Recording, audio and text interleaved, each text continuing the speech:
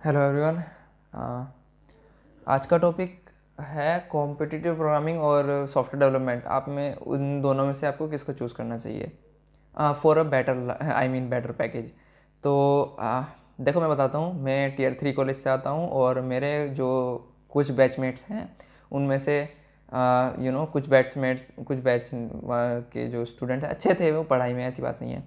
तो उनमें से उन्होंने कॉम्पिटिटिव प्रोग्रामिंग करके 6 महीना ठीक ठाक से अच्छे से प्रिपेयर करके और अच्छे से यूज़ केसेस सीख के सारे एल्गोरिदम्स के कॉमनली उन्होंने क्या काम किया।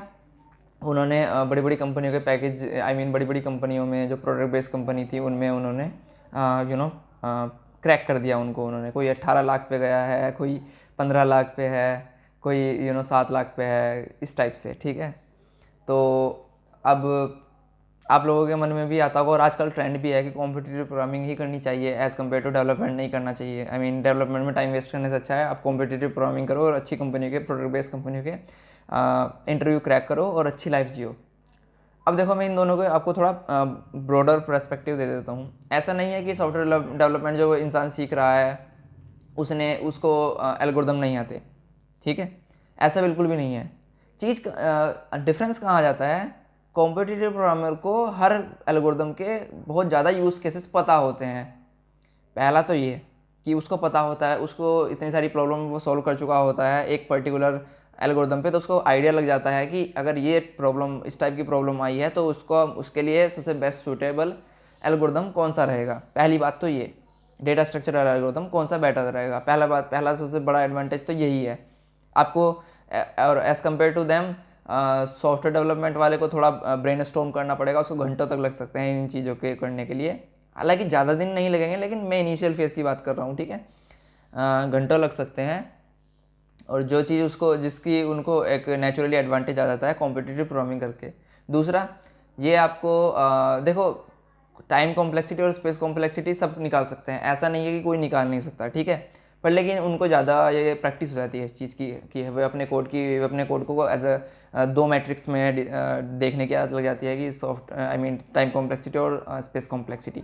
तो जो उनको एक बेटर ओवरऑल कैंडिडेट बनाती है to be seen as software engineer और इस टाइप से programmer, to be seen as better programmer. तीसरा, हर कंपनी तो आजकल कॉम्पिटिटिव प्रोग्रामिंग करवा रही है कि मतलब वे करवा रही है, उनको कंडक्ट करा रही है उस राउंड को। तो ऑब्वियसली बात है, अगर स्पेसिफिकली कोड शेफ पे या इस पे प्रैक्टिस नहीं किया है, एटलीस्ट मीडियम लेवल क्वेश्चंस की, कॉमनली आस्क्ड क्वेश्चन की अगर आपने प्रैक्टिस नहीं किया है, तो आप 1 घंटे में 2 क्वेश्चन, तो आप 1 घंटे में 1 क्वेश्चन नहीं कर सकते। ये फैक्ट है, क्योंकि आप जो चीज़ फेस करेंगे ना, वो उस टाइम पे क्या फेस करेंगे कि यार, पहले तो आप यही फेस करेंगे कि आपको आदत नहीं है उन प्रॉब्लम स्टेटमेंट्स को ब्रेक डाउन करने की, उन प्रॉब्लम स्टेटमेंट्स को देखने की, ये पूछ करवा क्या रहा है। ठीक है, दूसरा, अगर आपने उसको अगर देख भी लिया, वैसे तो उसमें टाइम लग जाएगा, अगर आपने उसको देख भी लिया, फिर आपको प्रॉब्लम आएगी कि मैं एल्गोरिदम कौन सा चूज़ करूँ। और अगर आप उससे भी निकल गए तो फिर तीसरी प्रॉब्लम आती है, क्योंकि आपके इम्प्लीमेंटेशन तो कॉमन, मतलब जनरल इम्प्लीमेंटेशन तो आपके रटा हुआ है नहीं, आपने वो याद किया हुआ है नहीं। ठीक है, तो आप उसको दोबारा से स्क्रैच से लिखेंगे। ऑब्वियसली आपको स्क्रैच से लिखना पड़ेगा, चाहे आपको पिछली सारी चीज़ें आती हों। आप स्क्रैच से लिखेंगे, उसमें गलतियाँ होंगी, क्योंकि वो वेल टेस्टेड कोड नहीं है आपका, आप उसे पहली बार लिख रहे हैं, तो उसमें गलतियाँ आएंगी और वे टेस्ट केस नहीं चलेंगे, तो आप फेल हो जाएंगे और आपको हाई पैकेजेस नहीं मिलेंगे। As simple as that. Okay, तो ये सबसे बड़ा एडवांटेज है। और देखो, एक बात होती है, और मैं आपको बताता हूँ, जो मेरे बैचमेट हैं उनको सारे सॉर्टिंग वगैरह और ये इम्प्लीमेंटेशन ऐसे रटे हुए हैं, ये समझ लो। वे उनको अगर क्विक सॉर्ट लिखना हो तो वे 1 या 2 मिनट के अंदर अंदर पूरा का पूरा क्विक सॉर्ट लिख देंगे एक जावा में। ऑब्वियसली जावा यूज़ करते हैं कॉम्पिटिटिव प्रोग्रामर, जावा या सी यूज़ मत करना कभी भी। देखो, मैंने गलती की थी अपने एक अपग्रेड पैकेज में 7 LPA के विप्रो में, सी यूज़ कर ली, क्योंकि सी ही मुझको आती थी, क्योंकि मैंने उस टाइम पे सी देखो, सी ज़्यादा हार्डवेयर से रिलेटेड है, तो मुझको सी ज़्यादा पसंद थी, तो मैंने सी स्टार्ट की। और उसमें कुछ ऐसी प्रॉब्लम्स आ गई कोड में, मुझसे एक भी टेस्ट केस नहीं रन हुआ। 1-2 हो जाता था, सारे टेस्ट केस रन नहीं हुए, पता नहीं कहाँ प्रॉब्लम थी। कभी कभी ये प्लेटफॉर्म की भी प्रॉब्लम भी हो जाती है, तभी तभी मना करते हैं कि अगर आप हो सके तो जावा यूज़ करो, पाइथन भी नहीं। पाइथन तो चलो ठीक है, लेकिन जावा यूज़ करने को सब सजेस्ट करते हैं, वो इसीलिए क्योंकि ये ज़्यादा प्रॉब्लम उसमें होती नहीं है, क्योंकि उसका अपना खुद का एक वर्चुअल मशीन टाइप होता है, तो जो वो ये चीज़ें आने नहीं देता। अगर वो रन हो रहा है प्लेटफॉर्म पे तो यानी कि आपकी सारी चीज़ें चलेंगी।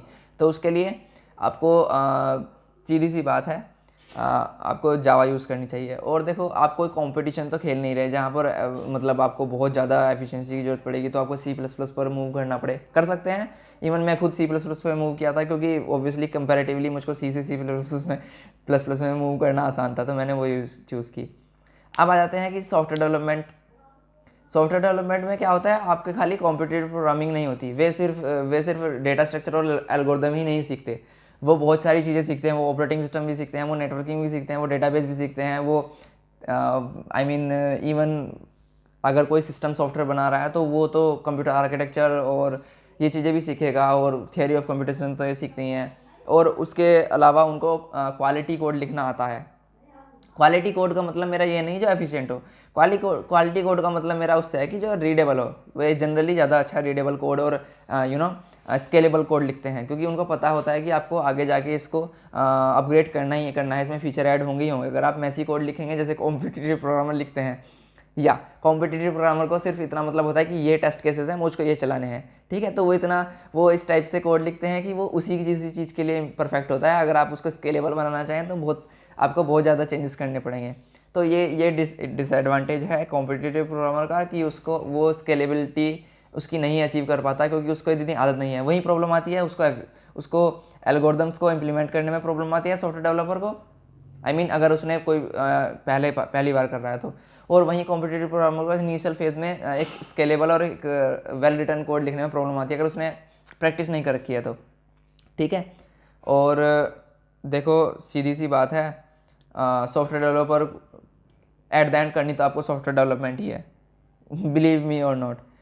यही आपको फ्रेमवर्क्स, टूल, लाइब्रेरीज, और यही आपको languages, full stack, back and, front end, यही चीज़ सीखना पड़ेगा, चाहे आप कॉम्पिटिटिव प्रोग्रामिंग करें या ना करें। लेकिन मैं कॉम्पिटिटिव प्रोग्रामिंग को भी मतलब उससे मतलब ये सजेस्ट करता हूँ कि आप ज़रूर करें, चाहे आप उस आपके पास उतने ज़्यादा टाइम स्पेंड करने को ना हो कॉम्पिटिटिव प्रोग्रामिंग के लिए जितना आप और लोग करते हैं, तो पर लेकिन आप ऐसा तो कर ही सकते हैं कि हफ्ते में 3 या 4 क्वेश्चन सॉल्व करें एक पर्टिकुलर टाइप की, फिर दूसरा टॉपिक उठाएं, उसे पढ़ें, उसके इम्प्लीमेंटेशन को समझें, फिर उसकी 4-5 प्रॉब्लम सॉल्व करें। क्योंकि देखो, बात सारी होती है, ये दोनों कॉम्प्लीमेंट्री हैं। एक अच्छा प्रोग्रामर, एक अच्छा सॉफ्टवेयर डेवलपर वही होगा जो बिग पिक्चर को भी देख सके, और जो उसके छोटे इम्प्लीमेंटेशन को भी अच्छे तरीके से मैनेज कर पाए, ठीक है। एक बेटर प्रोग्रामर यही होता है। और एट द एंड मैं अगर मैं देखूं तो एक कॉम्पिटिटिव प्रोग्रामर बाद में जाके अच्छा सॉफ्टवेयर डेवलपर बन जाता है, क्योंकि कॉम्पिटिटिव प्रोग्रामिंग का तो उसका एडवांटेज है ही, उसने इम्प्लीमेंटेशन रटे हुए हैं, उसको यूज़ केसेस पता हैं कि कैसा यूज़ केस किस एल्गोरिदम को किस यूज़ केस में यूज़ करना है, इस टाइप से। और आगे जाके तो वो फ्रेमवर्क्स, टूल, ये सब चीज़ें सीखेगा ही। तो ये इनहेरिट एडवांटेज हो जाता है, एक अपर हैंड समझ लो, ठीक है। और ऐसा नहीं है कि सॉफ्टवेयर डेवलपमेंट जिसने कॉम्पिटिटिव प्रोग्रामिंग नहीं करी वो ये चीज़ें नहीं कर सकता। देखो, मैं खुद बता रहा हूँ, मैंने अपने फाइनल ईयर प्रोजेक्ट में एक कंपाइलर और उसका अपनी खुद की लैंग्वेज बनाई थी। तो उसके लिए मुझको सी पर बनाई थी वो मैंने, ठीक है, सी लैंग्वेज में उसका कंपाइलर बनाया था। तो उसमें मैंने डेप्थ फर्स्ट सर्च भी यूज़ की थी, उसमें मैंने ट्रीज़ भी यूज़ किया था, उसमें मैंने बहुत सारी चीज़ें यूज़ की थी, उसमें मैंने असेंबली भी यूज़ की थी, और इसके अलावा भी बहुत कुछ चीज़ें यूज़ हुई थी उसमें। ऑपरेटिंग सिस्टम का भी यूज़ हुआ था, और थियोरी ऑफ कंप्यूटेशन का भी यूज़ हुआ था, जिसको ये लोग इग्नोर कर देते हैं। इवन कॉम्पिटिटिव प्रोग्रामर भी उसको ध्यान नहीं देते। चलो वो एक अलग टॉपिक है, वो मैं आपको सॉफ्टवेयर डेवलपमेंट और टेस्टिंग और हैकिंग इनमें आपको एक्सप्लेन करूँगा, ठीक है। तो मेरा सजेशन यही होगा, देखो, अगर आपको इनिशियल फेज़ में ज़्यादा स्ट्रगल नहीं करना है तो better go with competitive programming.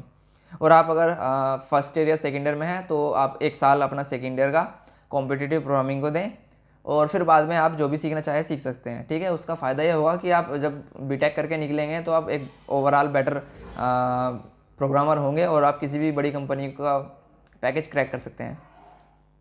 और हाँ, ये मत पूछना कि मैंने कॉम्पिटिटिव प्रोग्रामिंग क्यों नहीं की।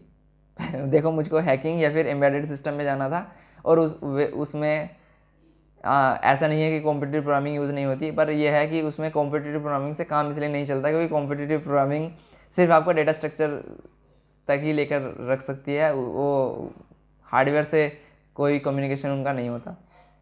और ऐसा नहीं है कि मैंने कॉम्पिटिटिव प्रोग्रामिंग नहीं की तो मैं इन सॉफ्टवेयर को या फिर इन एल्गोरिदम्स को और डेटा स्ट्रक्चर्स को इम्प्लीमेंट नहीं कर सकता। मैंने किए हैं ये अपने अपने प्रोजेक्ट्स में। क्यों?